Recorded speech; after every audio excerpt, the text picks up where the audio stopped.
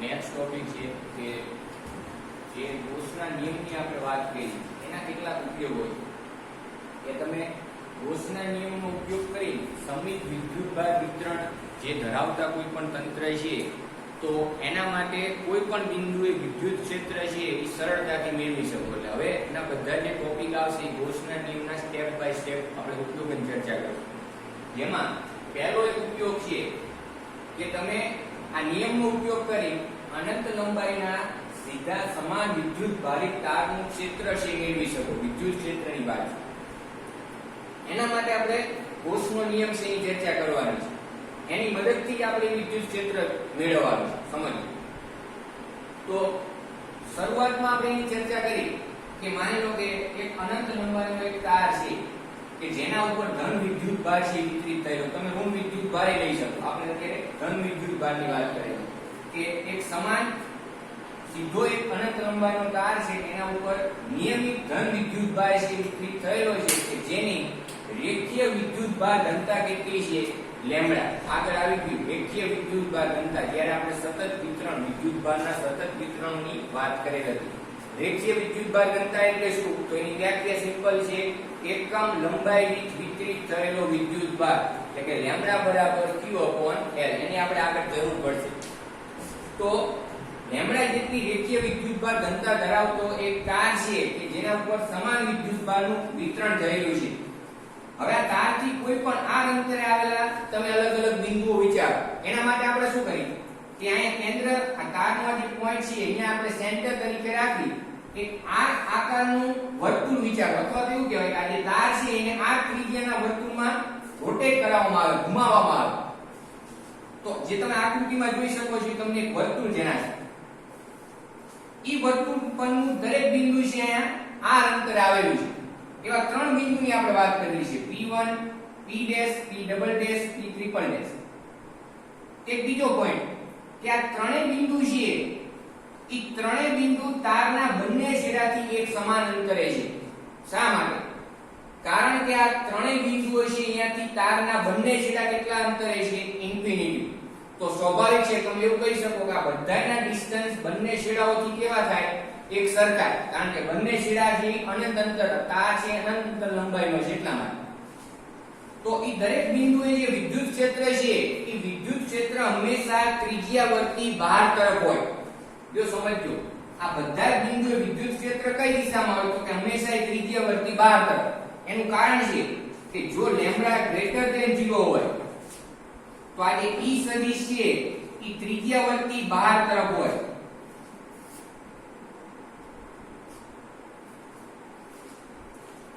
અને lambda less than 0 હોય. હમણાં જ આપણે કીધું કે વિદ્યુત ભાર કેવો લેવાનો? નેગેટિવ. તો જે E સદિશ હોય દરેક બિંદુએ ઈ દરેક બિંદુએ E સદિશ છે ત્રિજ્યાવર્તી અંદર તરફ. આ એકદમ સિમ્પલ છે. ધન વિદ્યુત ભારની વિદ્યુત ક્ષેત્ર રેખાઓ બહાર તરફ હોય, ઋણ વિદ્યુત ભાર હોય તો એની વિદ્યુત ક્ષેત્ર રેખા અંદર તરફ. જો લેમ્બડા લેસ ધેન 0 હોય તેનો મતલબ એવો થાય કે આ Q છે કેવો હોય? નેગેટિવ. તો એનું વિદ્યુત ક્ષેત્ર ત્રિજ્યાવર્તી અંદર તરફ હોય. હવે આપણે આ વિદ્યુત ક્ષેત્રનું મૂલ્ય મેળવવું છે, સૂત્રનું તારવણી કરવી છે. તો એના માટે આ નિયમનો આપણે ઉપયોગ કરશું, ગોસનો જે નિયમ છે. હવે જો ગોસનો નિયમ કોઈ પણ જગ્યાએ એપ્લાય કરવા માટે બે પોઈન્ટ ખૂબ જ અગત્યના છે કે તમે જ્યારે ગોસનો નિયમ એપ્લાય કરો ત્યારે પહેલી જ વસ્તુ તમારે વિચારવી પડે બંધ ગાઉસિયન પૃષ્ઠ.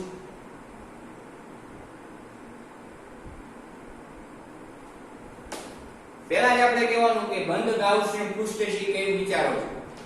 પછીનો મુદ્દો છે અગત્યનો, ઘેરાતો વિદ્યુત ભાર.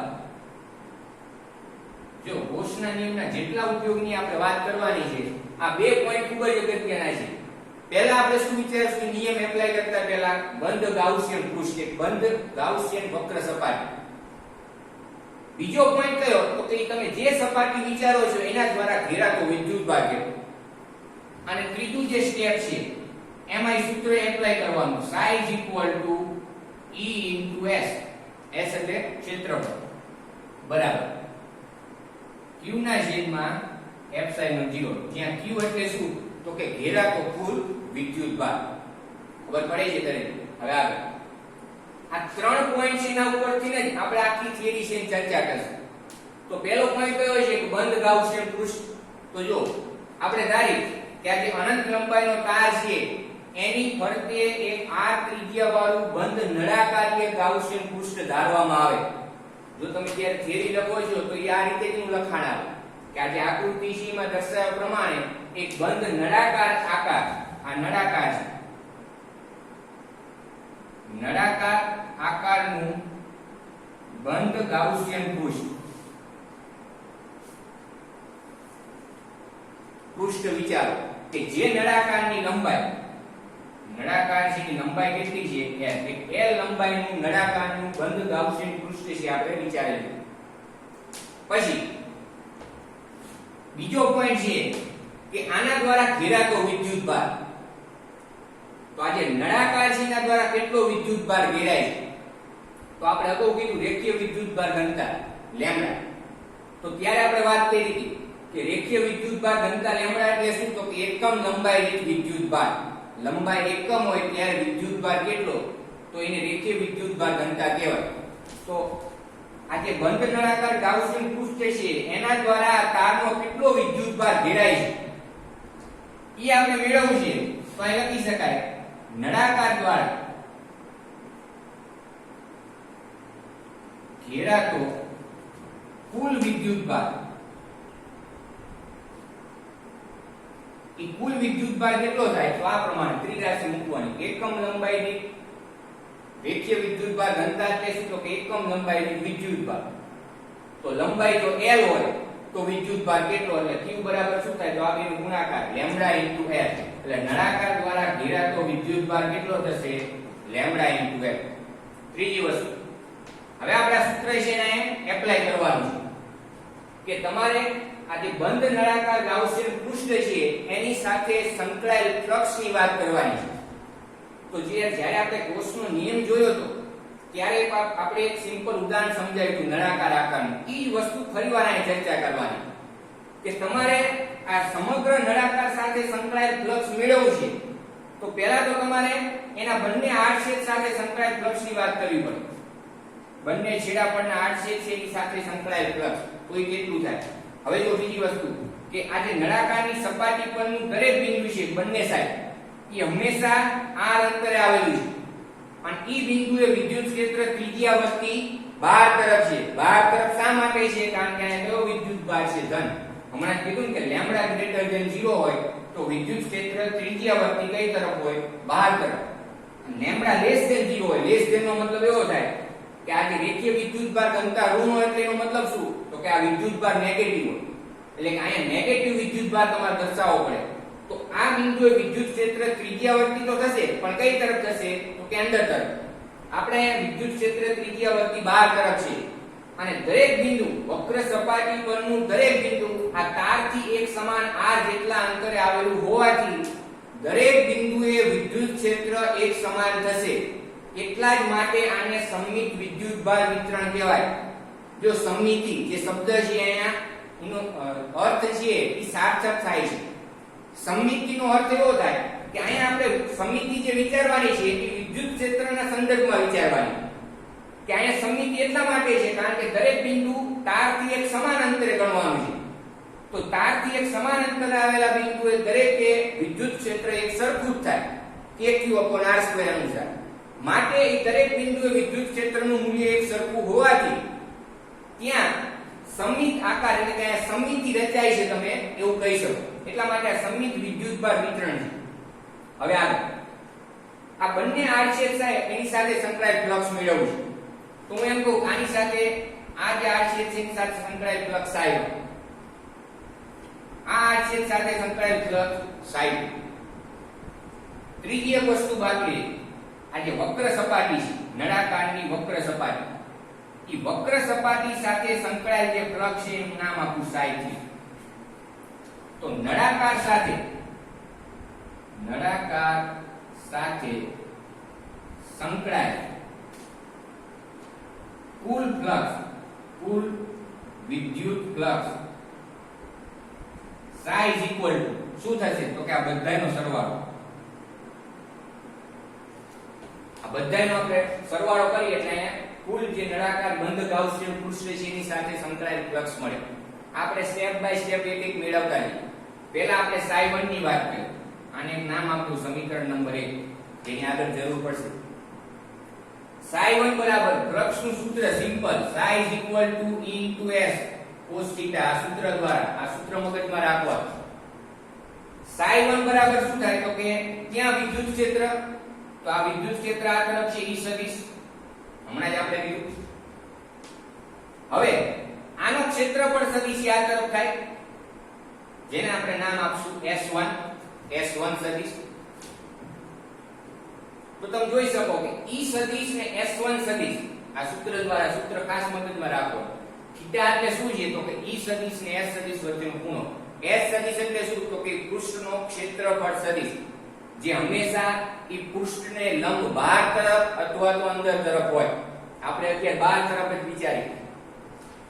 તો અહીંયા E સદિશ ને S1 સદિશ એમની વચ્ચેનો ખૂણો કેટલો બને તો આ જો ત્રિજ્યાવર્તી બહાર તરફ, આ સમતલને લંબ ઉપર તરફ, તો એની વચ્ચેનો એંગલ કેટલો બને 90 ડિગ્રી. તો અહીં લખશું E × S1 cos 90 degree. cos 90 degree એટલે શું થાય 0. સેમ જ રીતે આ જે R છે એનો ક્ષેત્રફળ સદિશ આ રીતે થાય S2 સદિશ. અને ત્યાં વિદ્યુત ક્ષેત્ર કઈ તરફ છે તો કે આ તરફ E સદિશ. તો અહીંયા પણ E સદિશ ને S2 સદિશ વચ્ચેનો ખૂણો કેટલો બને 90 ડિગ્રી. એટલે ψ2 જવાબ કેટલો આવશે 0. આગળ ψ3 બરાબર, ψ3 એટલે કોની સાથે સંકળાયેલ ફ્લક્સ છે તો કે નળાકારની વક્ર સપાટી સાથે સંકળાયેલ ફ્લક્સ. નળાકારની વક્ર સપાટી સાથે સંકળાયેલ ફ્લક્સ માટે આ વક્ર સપાટી છે, તો અહીંયા તમે જોઈ શકો વિદ્યુત ક્ષેત્ર છે આ તરફ છે. એ વક્ર સપાટી માટે તમે સૂક્ષ્મ ક્ષેત્રફળ ખંડ વિચારો, અથવા તો એનો ક્ષેત્રફળ સદિશ તમે દર્શાવવા માંગો તો એ ક્ષેત્રફળ સદિશ આ તરફ થાય. ખબર પડે છે? સમગ્ર નળાકાર, આ સમગ્ર વક્ર સપાટીની આપણે વાત કરી તો એનો ક્ષેત્રફળ સદિશ S3 સદિશ આ તરફ થાય. જેથી કરીને તમે કહી શકો કે E સદિશ અને S3 સદિશ. S3 એટલે શું તો કે વક્ર સપાટીનો ક્ષેત્રફળ સદિશ અથવા તો વક્ર સપાટીનું ક્ષેત્રફળ ઇન્ટુ શું થશે તો કે cos 0. અહીંયા 0 શા માટે આવ્યું? કારણ કે અહીંયા E સદિશ અને એનો વક્ર સપાટીનો ક્ષેત્રફળ સદિશ એ બંને એક જ દિશામાં છે, સમાંતર છે, માટે એંગલ 0 એટલે અહીંયા આવશે E × S. S3 એટલે શું તો કે આ વક્ર સપાટીનું ક્ષેત્રફળ. તો નળાકારની વક્ર સપાટીનું ક્ષેત્રફળનું સૂત્ર ψ3 બરાબર E * આ વક્ર સપાટીનું ક્ષેત્રફળનું સૂત્ર શું થાય તો કે 2π × r × L. જ્યાં છે એ ત્રિજ્યા અને L છે એ નળાકારની શું દર્શાવે છે લંબાઈ. હવે આ સમીકરણ 1 નો ઉપયોગ કરશું તો કુલ ફ્લક્સ ψ બરાબર આ બંને ψ1 ને ψ2 તો કેટલા મળ્યા 0, અને ψ3 બરાબર આ ψ3 બરાબર કિંમત મળી આપણને E * 2π r × L. ખબર પડે છે દરેક? તો આપણે આ જે વક્ર સપાટી છે એની સાથે સંકળાયેલ ફ્લક્સ ની વાત કરી. હવે ત્રીજો મુદ્દો, આ જે ત્રીજો પોઈન્ટ છે ψ બરાબર આ સૂત્રનો ઉપયોગ કરવાનો E * S = અને Q/ε0. હવે આગળ અહીં લખશું આપણે ગૌસના નિયમ અનુસાર. એનો જે નિયમ છે કે ψ = Q/ε0 આનો ઉપયોગ કરતા આ પરથી ψ બરાબર તો આપણે મેળવી લીધું. શું મળ્યું આપણને તો કે E * 2π r × L બરાબર Q ના છેદમાં ε0. હવે Q છે પ્રશ્ન થાય Q એટલે શું તો આગળ કહી દીધું, નળાકાર દ્વારા ઘેરાતો કુલ વિદ્યુતભાર કેટલો λ × L. અહીં લખશું આપણે બરાબર λ × L એના છેદમાં ε0. બંને બાજુથી L C કેન્સલ થઈ જાય તો અહીંયા તમને મળશે E બરાબર λ ના છેદમાં 2π ε0 × r. આ જે સૂત્ર છે એ અનંત લંબાઈના સીધા સમાન વિદ્યુત ભારિત તારના વિદ્યુત ક્ષેત્રનું સૂત્ર છે. કે અનંત લંબાઈનો તાર છે કે જેની રેખીય વિદ્યુતભાર ઘનતા લેમ્બડા હોય તો એ તારથી કોઈ પણ r અંતરે આવેલા બિંદુએ વિદ્યુત ક્ષેત્ર E બરાબર λ/2πε0 r થાય. આ સૂત્ર તમારે સદિશ સ્વરૂપે લખવું છે તો આ રીતે લખાય E સદિશ બરાબર λ/2πε0 r n કેરેટ, જ્યાં n કેરેટ એટલે શું તો કે વિદ્યુત ક્ષેત્રની દિશામાંનો એકમ સદિશ. આ n કેરેટ એટલે શું તો કે વિદ્યુત ક્ષેત્રની દિશામાંનો